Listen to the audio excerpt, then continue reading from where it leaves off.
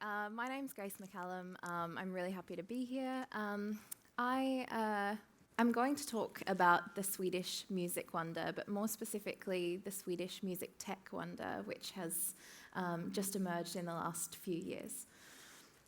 I come from a... This isn't working.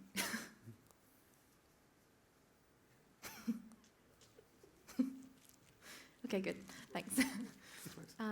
Okay, so my company is called STHLM Music City, and as Jerome said, we bring together the music and the tech industries in the form of a community. We started in 2016, bringing together people as in the form of a meetup, and then after that, we decided to launch a MusicTech co-working space. Now we've pivoted and we're back to just focusing solely on the community. I'm going to speak a bit more about that, but I would also like to talk about the environmental reasons for why Sweden and specifically Stockholm is such a great place for music and music tech industries. Some of you might have guessed by my accent by now that I am not Swedish. I'm actually Australian, and usually when I meet new people, our conversation starts a little bit like this. Why on earth would you move to Sweden from Australia? And it's a fair question. It's cold. But I can answer that really simply in one word. And no, contrary to most people's beliefs, it's not the traditional expat reason of love. It's actually ABBA.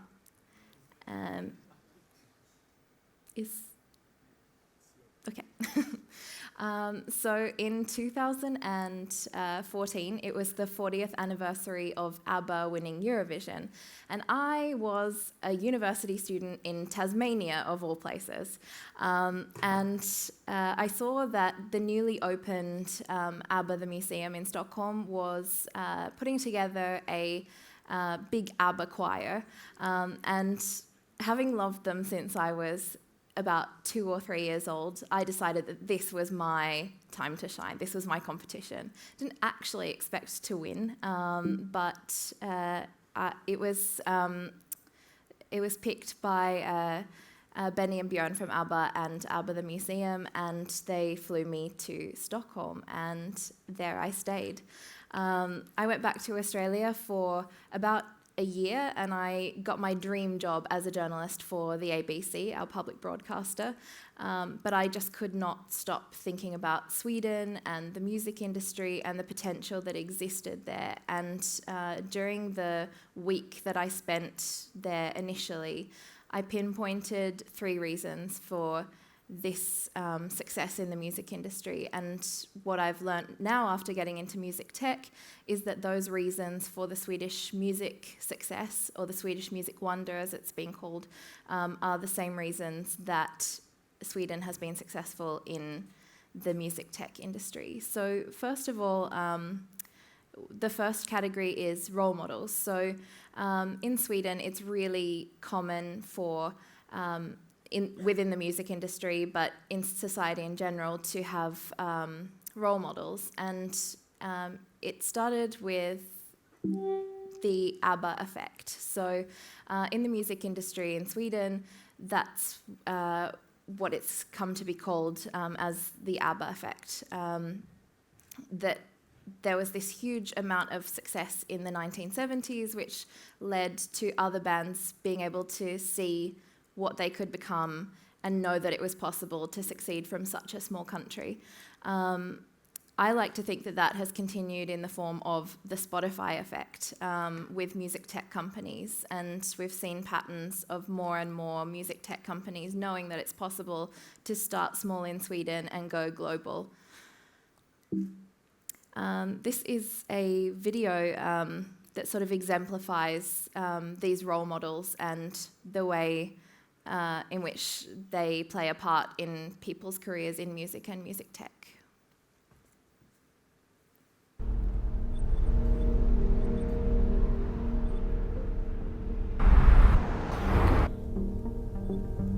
Right here, in this flourishing Stockholm forest, is where First Aid Kit went viral filming a Fleet Foxes cover in 2008. And this is where they 3 years later brought singer-songwriter legend Patti Smith to tears. This is the office building where Don Jelinek and Martin Lorentzon, the founders of Spotify, met for the first time. And in a 21 square meter apartment in this building, vocals from 1962 and a modern synth melody were mixed into that year's biggest hit worldwide. This gospel choir taught myself and Licky Lee. Inside there is where Sainab Usay learned soul music. And in here, Sara Larsson decided to skip ballet classes in favor of the music program. In this former garage, teenage engineering gave birth to the revolutionary synthesizer OP1. This food shack fed the founders of Urban Ears during the early days. Here's the first office of Stockholm-born music service SoundCloud. And this used to be Cheiron Studios, the place that dominated the billboards for close to a decade. And here, a young boy named Sebastian started making music. Later, he filled this place together with two friends under the name Swedish House Mafia. And in 2011, DJ duo Rebecca and Fiona stood right up here as the opening act of the Body Talk tour with fellow Stockholmer music superstar Robin.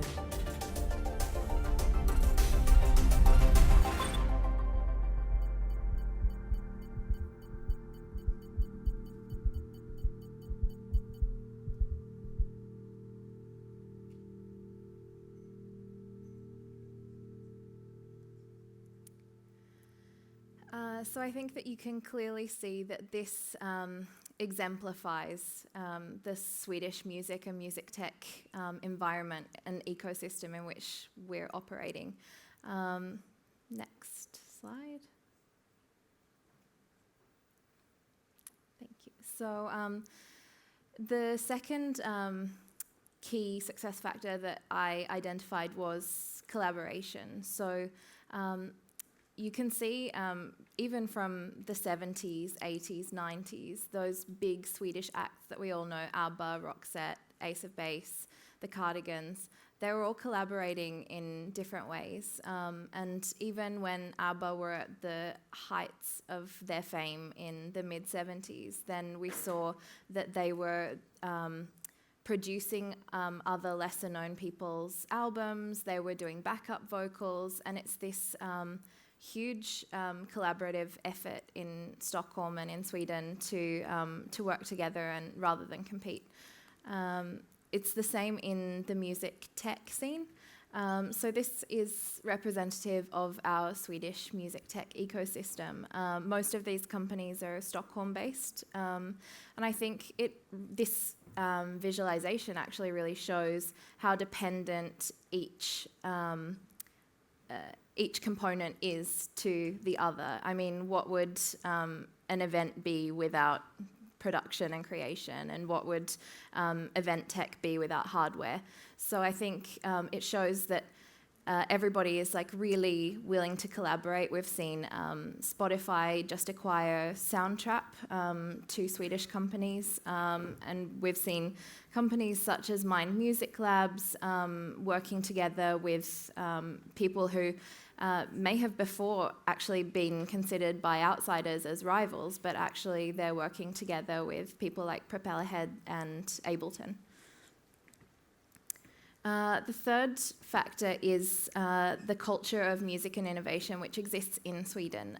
So from such a young age, you see kids being exposed to music and cultural events that are surrounded by music, like Lucia, Midsummer, all really music-heavy parts of people's lives. These are some facts that I think are lesser known. If you're outside of the music industry, then a lot of people don't really seem to know that Sweden is this powerhouse when it comes to the music industry and also the tech industry. I think that they're sort of the quiet achievers of the music industry. I mean, when I was back in Australia, people have actually asked me if Swedish House Mafia are actually Swedish. So I think it's a fair reflection that some of these things may have gone under the radar. So 15% of the Swedish population take part in choirs, which is actually the highest percentage in the world of choir participation. So when you're collaborating with other people and singing with other people in groups, I think that really helps to get this music culture going. 97.6% of municipalities run publicly funded music schools. So out of the 290 municipalities in Sweden, 283 have publicly run music schools.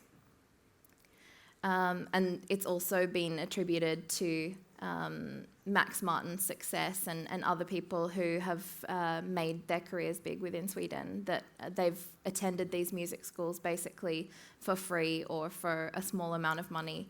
So it doesn't matter how much money you have when you want to get into the music industry.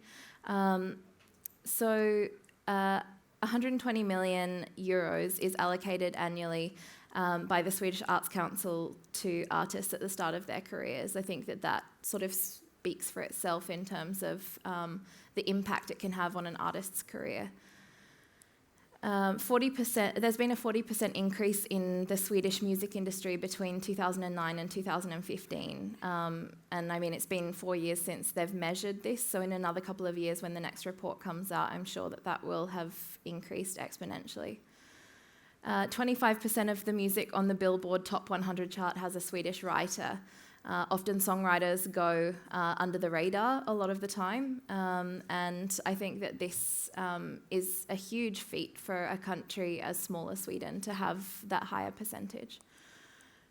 Sweden is #1 exporter of chart music relative to GDP in the world, and also #3 across the board, across all genres.